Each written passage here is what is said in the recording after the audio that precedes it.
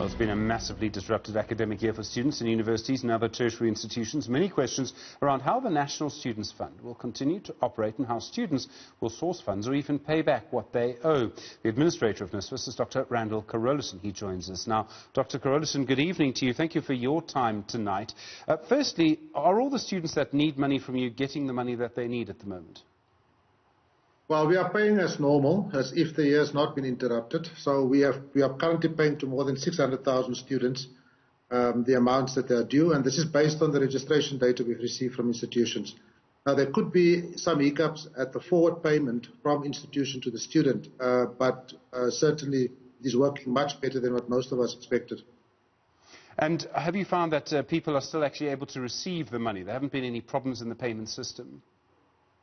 Well, like I said, in a few cases, we've had some transfers, onward transfers that were stuck in the system because of some institutions that were locked down, but that's by far in the minority. Most of our students get paid. I think more than 95% get their money on a regular basis.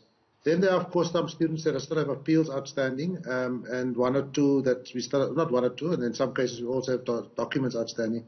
But we have managed to work that down during the lockdown period very efficiently, from over 42,000 to under 10,000. I understand you're making some changes in terms of who actually qualifies, and this is about the actual income that the household that a student comes from receives. What changes are you making there? Well, we're not making any changes. The big change happened in 2018 when we shifted from a loan scheme to a bursary scheme, and those two have different regimes and they have different conditions attached to them. But post-2018, the regime, in fact, is 350,000 Rand household cut-off threshold. And then, of course, if you're a SASSA beneficiary, you qualify automatically. So there's no changes to the criteria that we're setting. What might be changing, or what is changing, is the way we assess financial eligibility. And we are now using SARS data for much more accurate and scientific determination thereof. In other words, there will be some people who maybe thought they would qualify and now might find that they won't. Are you finding that there'll be, it may not be very many people, but are you finding that actually there'll be some people who did qualify under the old system but won't qualify under this new way that you're measuring their income?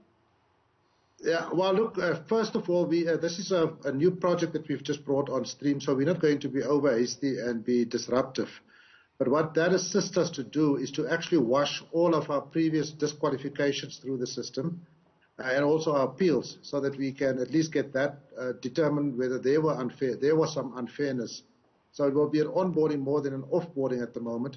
But I think what will happen into the future is that we will actually go back in history and where people deliberately abused the system and claimed for NSFAS whilst they were very rich, had some extremely high rental or investment income. We will certainly be recovering those funds in future years.